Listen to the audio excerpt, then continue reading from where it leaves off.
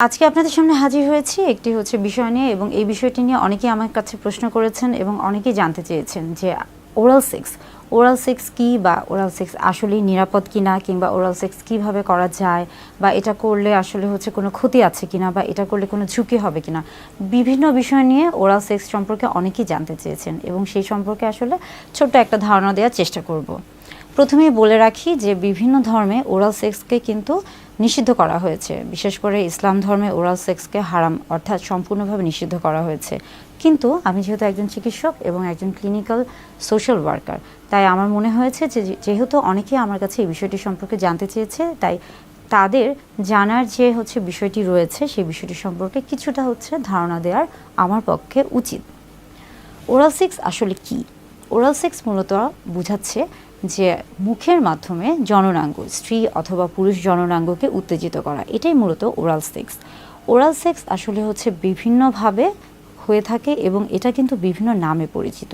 যেমন আমরা জেনে থাকি বা অনেকেই জানি যে ব্লো জব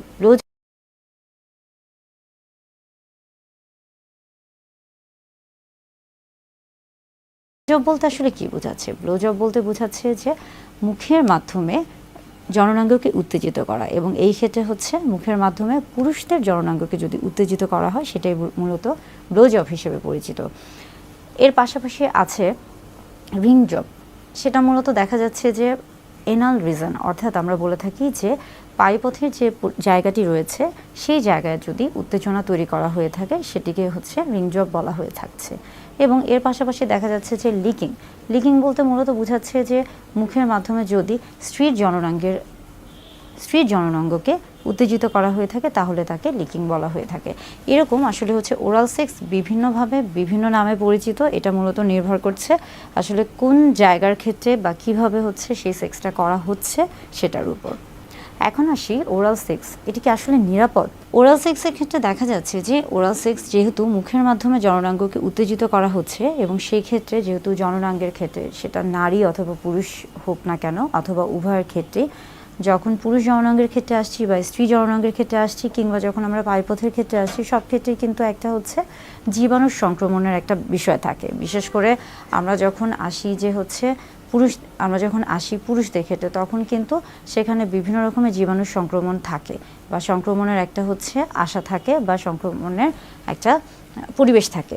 তাই অবশ্যই যখন ব্লো জব করতে চাবেন বা ব্লো জব যদি কেউ করতে থাকে বা করেন বা কারো করার ইচ্ছা বা অভ্যাস থেকে থাকে, অবশ্যই কিন্তু ব্লো জবের আগে বা ওরাল সেক্সের আগে সেই ক্ষেত্রে কিন্তু অবশ্যই তাকে আমরা বলে থাকি প্রোটেকশন, অর্থাৎ অবশ্যই একটা ব্যবস্থা গ্রহণ করতে হবে এবং সেটা অবশ্যই সেক্সুয়ালি ট্রান্সমিটেড ইনফেকশন থাকে, সে যেন নিজেকে নিরাপদে রাখতে পারে সেজন্য অবশ্যই তাকে কন্ডোম ব্যবহার করতে হবে। আমরা বলে থাকি যে এই ক্ষেত্রে কন্ডোম ছাড়াও ডেন্টাল ড্যাম ব্যবহার করা যায়, তবে কন্ডোমটা মূলত অনেক বেশি পরিচিত, তাই সবার ক্ষেত্রে কন্ডোমটা ব্যবহার করা অনেক বেশি সহজ হয়ে থাকে।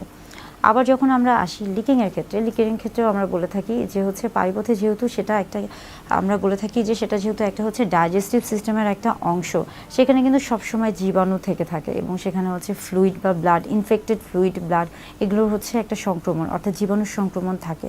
তাই সেখানে যদি কেউ সেই দিকে যদি কেউ সেক্স করতে চায় বা কারো যদি রিং জবের অভ্যাস থেকে থাকে, সেই ক্ষেত্রে কিন্তু অবশ্যই তাকে প্রোটেকশন নিতে হবে, অবশ্যই কন্ডোম ব্যবহার করতে হবে এবং এই ক্ষেত্রে এই ধরনের ওরাল সেক্সের ক্ষেত্রে বিশেষ কিছু নিয়ম তাকে অবলম্বন করতে হবে, তা না হলে স্বামী এবং স্ত্রী উভয়ের ক্ষেত্রে বিশেষ কিছু সমস্যা হতে পারে।